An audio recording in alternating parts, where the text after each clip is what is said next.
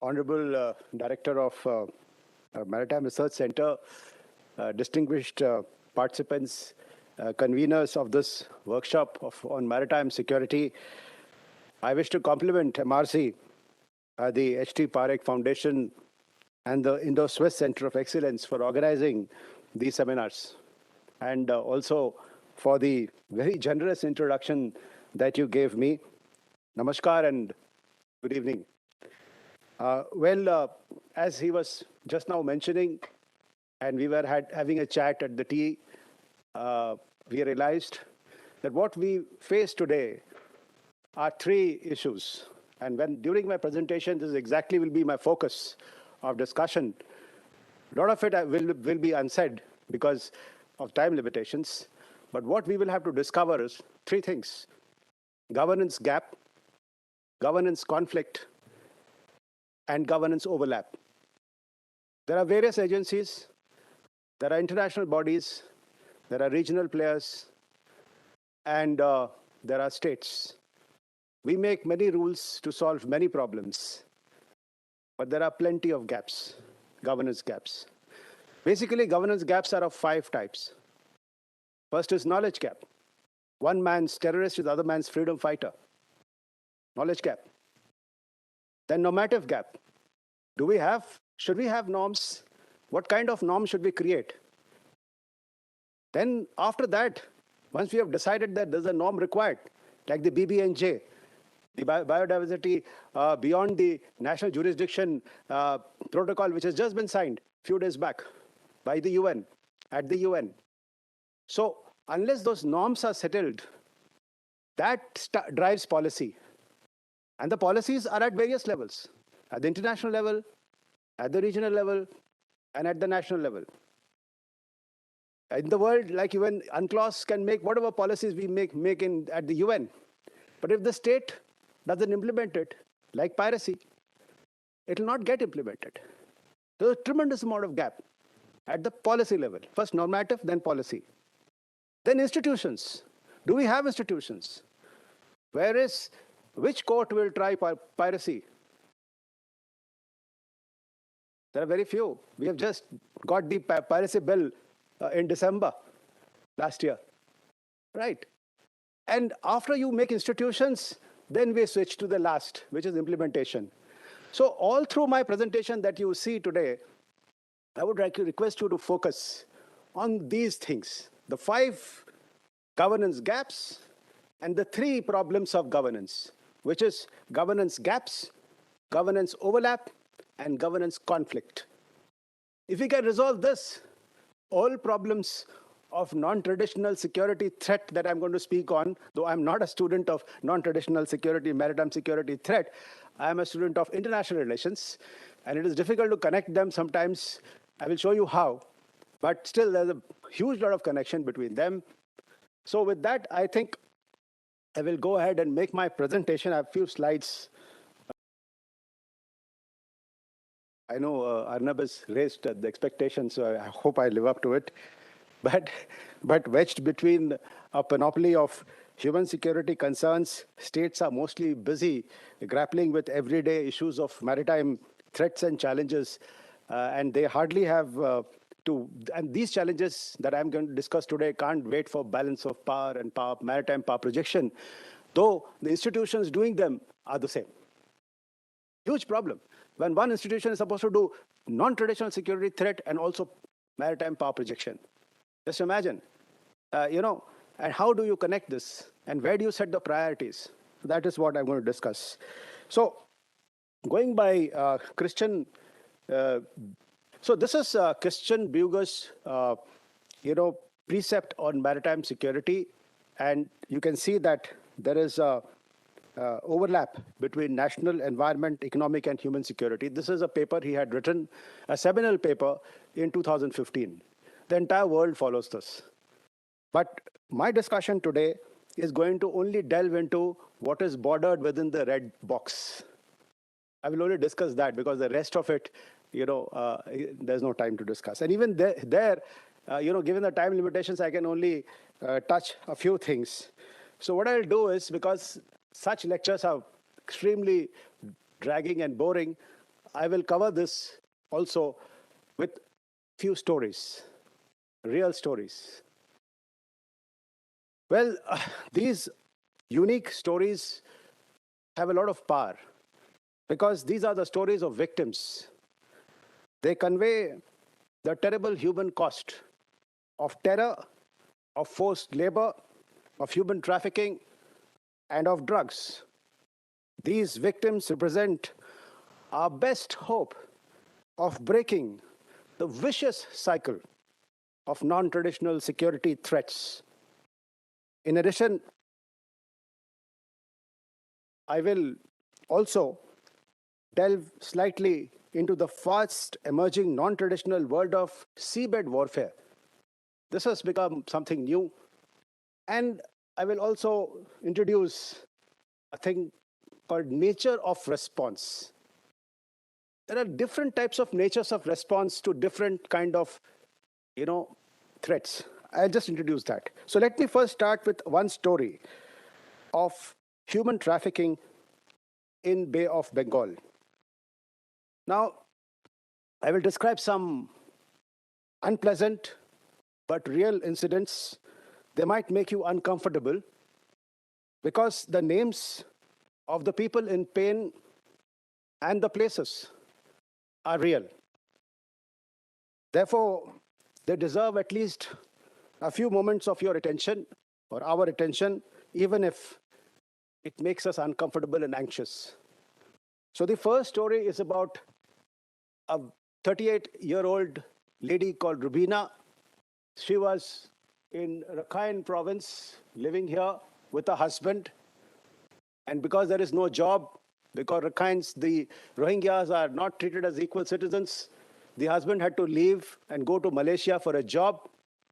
And in 2017, when the crackdown started, you can see the number of villages that have been destroyed in Rakhine province, these red ones. And those that were left are in gray. Because of this, it resulted in refugee crisis, and almost 1 million people went into Bangladesh. They reached Bangladesh, and this lady, Rubina, she had a 7-year-old child. She was waiting there for her husband to return, who never came back. And finally, one day, she got a call from her husband that she can join him in Malaysia. So she was put in a boat. They got into a boat, and see the kind of boats they get into here. She was living in this Kutapalong refugee camp. These are all refugee camps. And this is the kind of condition they stay in. Obviously, anyone would like to flee from here. This is a reason for human trafficking. The reason and it happens through sea. So the non-traditional threat, which is one of the threat is human trafficking through sea. The reason for that is this kind of living condition. So she had to migrate. He took this boat, and when they reached Malaysia, that was in February 2020, the COVID was at its peak. Malaysian authorities did not take them. The boat was set adrift. Out of 396 people, 55 died. Thereafter, frantic messages came from wherever people must have reported. The Bangladeshi Coast Guard came, rescued them. They went back. Thereafter, she pledged that she will never undertake this journey and risk her son's life again. This is non-traditional threat of human trafficking. But unfortunately, she had two sisters who never learned anything from this. They undertook the similar journey next year. And this is Cox's Bazar airport is somewhere here, and there's a river here. That is the hotbed of human trafficking. They got into this boat. And out of 132, 60%, and from there, they travel 99 kilometers to a place called St. Martin Island. 60% died, and 40% went back. Who gained from it? The traffickers. They gave promises, they took the money, never reached anywhere close to Malaysia, went back to their home. And this is going on for centuries. Or when I say centuries, means trafficking is going on since centuries. Wherever there is conflict, trafficking is more. It's happening in Ukraine also now. So wherever there is conflict, there is trafficking. So therefore, we have to be alert. Whenever there is conflict, if you are actually interested in a student of, maritime threat, then that is the place to focus, because trafficking will happen 100%. So what kind of trafficking happens? Between March 2019 to 20, 15,000 trafficked. Pending trafficking cases, 4,400. Attempted journey in 1 year, 2,300. Most of them never reach. And refugees in Bangladesh today, about 7,223. This is the reason for human trafficking through. This is a non-traditional threat. So I go to the next non-traditional threat. This is the route they take from Cox's Bazar. And if they're able to pay the ransom, they first stop here at Thailand. And whoever doesn't pay, they are sent back. And whoever pays, then they are sent to Malaysia and Indonesia. This is the route. All of us know it. And which is the agency? This is the agency, UNODC, Global Maritime Crime. They are supposed to, at the UN, similarly Bangladesh, which is also the coordinator of non-traditional threat. But nothing changes. Because, as I said, there is governance gap. And this governance gap is just not getting addressed. Now, I want to give you one silver lining here. India is emerging as Vishwaguru. And one will emerge as a Vishwaguru only if we provide solutions to governance gaps. Governance gaps are also opportunities. And therefore, it is our opportunity now to gather the effort of the region that we are living in and provide governance. It's an opportunity which we should take. So anybody who is in policy making or in think tanks or writing papers, the best thing to do is to identify governance gaps and then propose ways in which we can provide governance to the region. Only then we will become a rule maker from a rule taker. Currently, we are rule takers. Somebody else has made those rules. There are many rules. Most of them have been made by the West. But if we want to become rule makers, these are the governance gaps that we have to kill. Then we become the regional power and Vishwaguru. Otherwise, we will not become. Just by economic power doesn't make us Vishwaguru. We have to make the rules. We have to become rule makers. Therefore, we have to address these governance gaps, at least in our region. This is right in our back door. That's why I've taken these examples. The next one is this. This is the story of a fisherman, Somen, who was 15 years old in Myanmar, thought he will earn some money. He was promised $4.7 a day. So he traveled to this port here in south of Myanmar. And thereafter, he was put in a truck. He traveled like this and reached Kantang.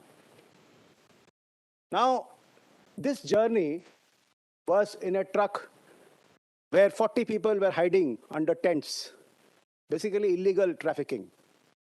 And once he reached Kantang, he was sold. And like him, there were many who were sold. But before being sold, they were kept in prisons. This is the kind of prison they're kept, like this.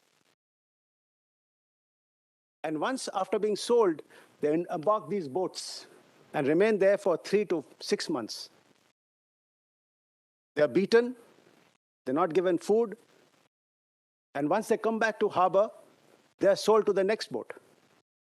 Like this, Somen spent 2 years. And finally, one day, one of the masters of the boat beat one of his compatriots so badly, he was unconscious. And in that unconscious state, that man was thrown overboard to drown. This resulted in Somen, 57-year-old man, by now he was 59, to jump from his boat. From here, he was sold He was working in South China Sea in an Indonesian boat. Doing what? IUU fishing. So, human trafficking, illegal fishing, forced labor, all happening together. So many organizations, ASEAN, international organization, nobody can do anything. Then, when he jumped overboard, fortunately for him, there was a Malaysian fisherman passing by, picked him up. He was a good chap. And after 2 years, he set foot on land, returned home to tell this story. Otherwise, I wouldn't have known it. We wouldn't have known it. So, the official Thai government says that they have checked 4,74,334 fishermen. No one is doing forced labor. Official statement of Thai government. How will you catch forced labor then? The government is not interested. Okay.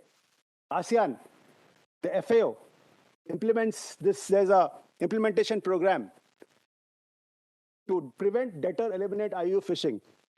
It's all recorded, nice documents. Nothing happens. The maximum amount of forced labor, human trafficking, IUU fishing happens in these waters. Happens in our waters also, little less.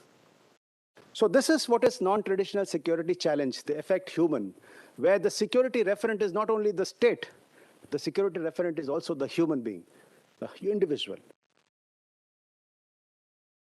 So I now go on to another story of this. Now this is kudos to our Coast Guard. You know, there was this cyclone. Name of this cyclone is Singa, which happened last year in 2022. So the cyclone passed on the 25th of October. The cyclone died down in our Odisha, West Bengal coast. And look at the promptness of our Coast Guard. Immediately they launched a Dornier aircraft. And they detected a boat floating somewhere 90 kilometers south of Sagar Island. Sagar is somewhere here. Inverted. This is the position of the boat. And the people were just hanging for life. The Dornier dropped this life raft, found this merchant ship next to it, okay, this merchant ship, and diverted the merchant ship. By then, CGS Vijaya, very close to my heart. This is a new Vijaya. I have served in the old Vijaya in Coast Guard.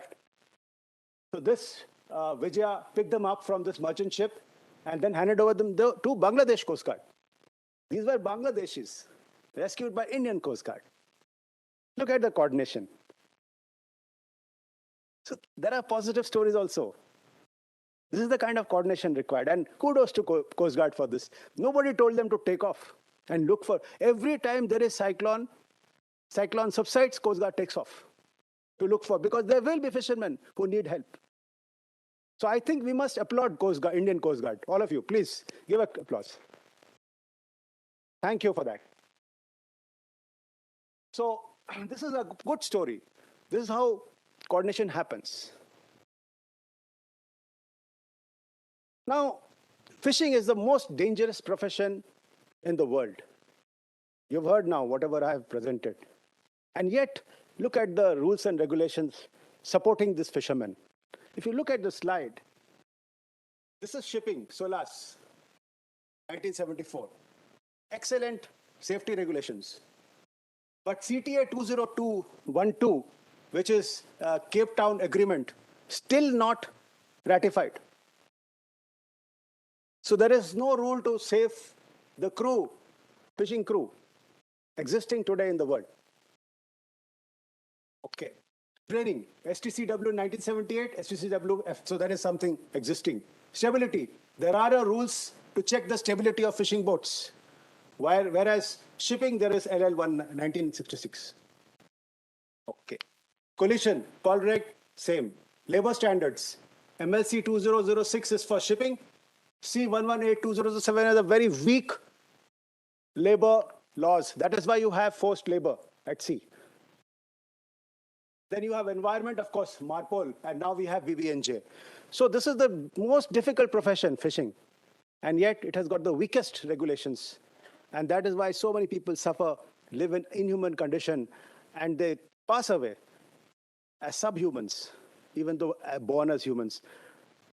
UN uh, International Convention on Human Rights, all rules of all articles violated.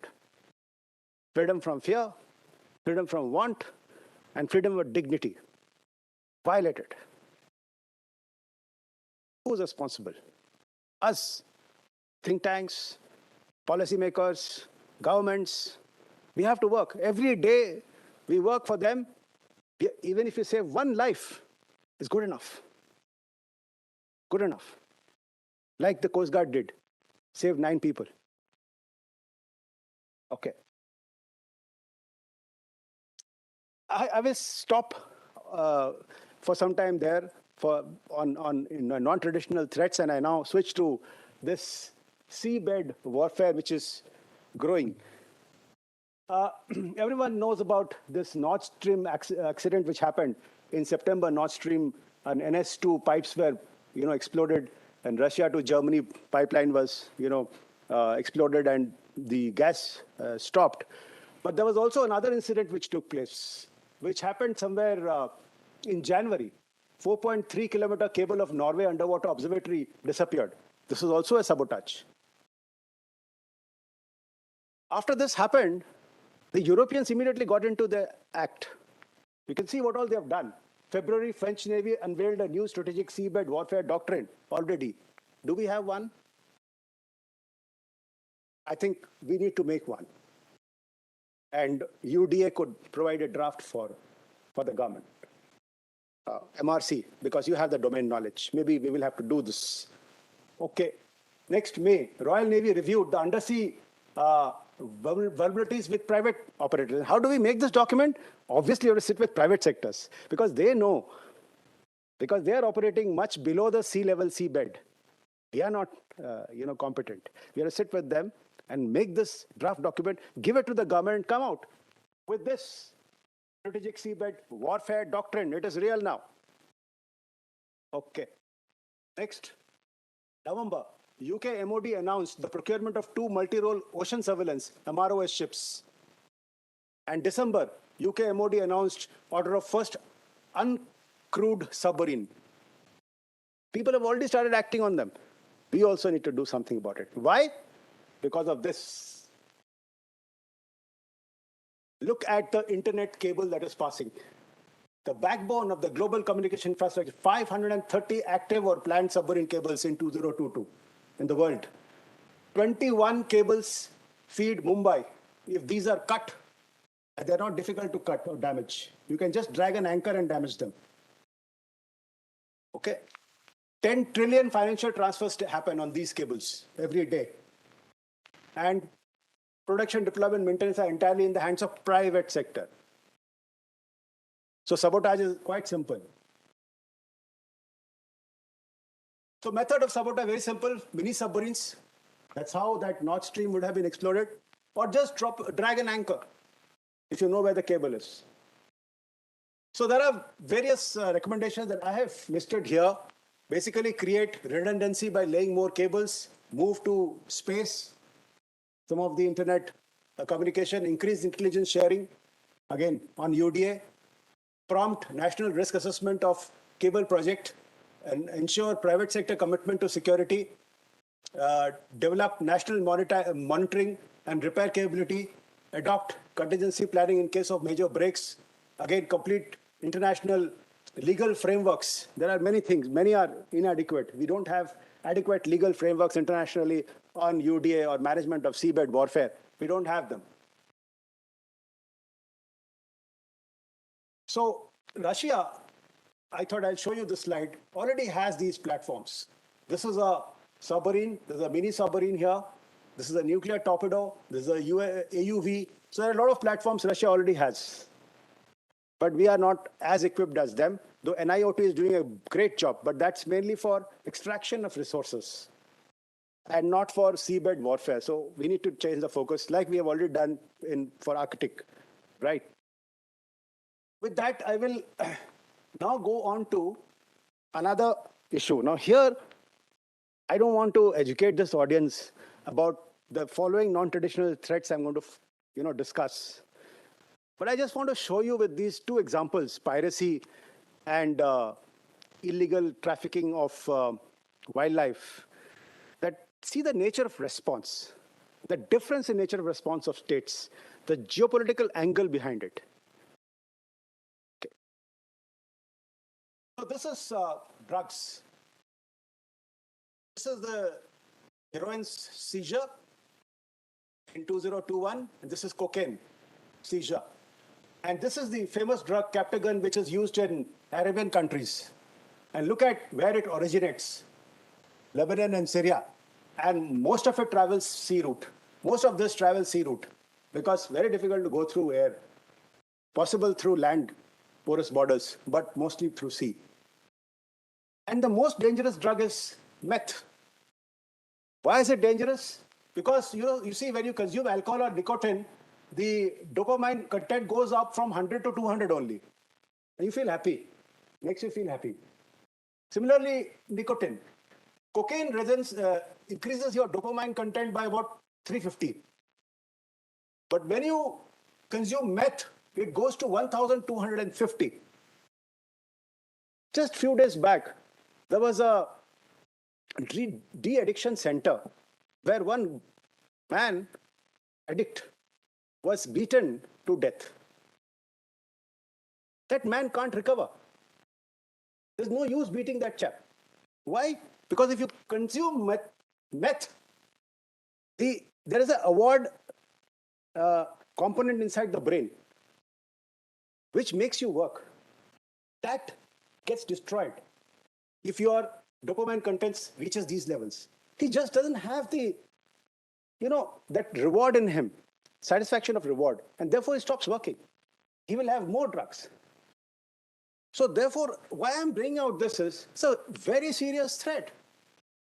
And most of it is happening through sea.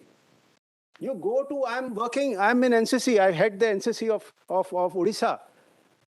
Almost every college, there is drugs happening. They're at quantities sold, which is just below the legal level. Fortunately, it's not meth, small drugs. Just caught on to almost every college these days, in many states. I know a few colleges in Odisha because I work there. It's a very serious thing. We need to take this seriously. And if they start consuming meth, then life is over. So therefore, this kind of, and look at who are participating. This is once again, UNODC. No coordination. A lot of rules, regulations, resolutions, no coordination between states. Consumption of drugs are only increasing. Now, here are two incidents. Once again, Coast Guard. In coordination with our anti-terrorism squad, Coast Guard on 25th of December got 40 kgs of drugs worth 300 crores. And on 6th of March, this month, 61 kg of heroin. These two slides, this one and the previous one, what does it show us? Lack of trust. Nobody will share intelligence on drugs to another country. There's trust. Look at the trust that Coast Guard shares with ATS. That's why we are catching. And where is ATS getting the information from? From across the border. This is one kind of response that we give. This kind of response will work. We will not get the piracy kind of response, where all countries come together and do anti-piracy. Because all that is happening only at sea. No intelligence sharing is required. Pirates have to go to sea. Sea is open. Pirates can be caught and brought to books. But where is the drug coming? In which vehicle? How is it coming? You don't know. You need intelligence. So where intelligence is required, big organizations will not work. You need, like this kind of cooperation, Coast Guard, it is once again. Brilliant job by Coast Guard. And the trust they have built with our ATS. And the National Security Council, which is doing all the coordination. We have to increase this coordination outside India with other countries. Only then we will catch many more other crimes, which I will just cover. This is wildlife trafficking. Look at how wildlife trafficking happens. And this is redwood trafficking. We are also the source, one of the major source. 390 million, 70 million dollars of redwood, rosewood is being bought by us, and another 2,800 by China. No coordination at international level. In contrast, for piracy, because the piracies don't do any planning, they just go to sea and do piracy. Look at the coordination that happens. Indian Navy and Indian Coast Guard, they work and they caught so many ships. Now we are doing in Gulf of Guinea also. Look at the coordination that international organizations have. Agencies, regional organizations, agencies, plenty of them working. CGPCS.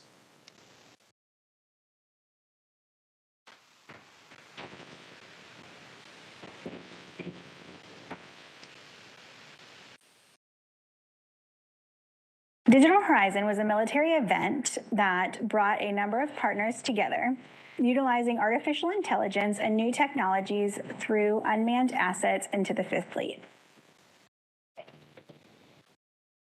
Strengthening partnerships and accelerating innovation is at the heart of what we do at Task Force 59, and we're able to do both at Digital.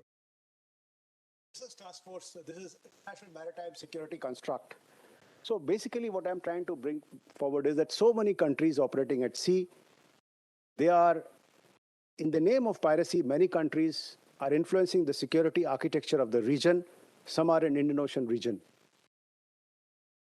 Piracy is getting dissolved, agreed. But that's not the only transnational organized crime. There are many other crimes which have just projected. There are plenty of governance gaps which have to be liquidated. With that, I stop my presentation here. Thank you.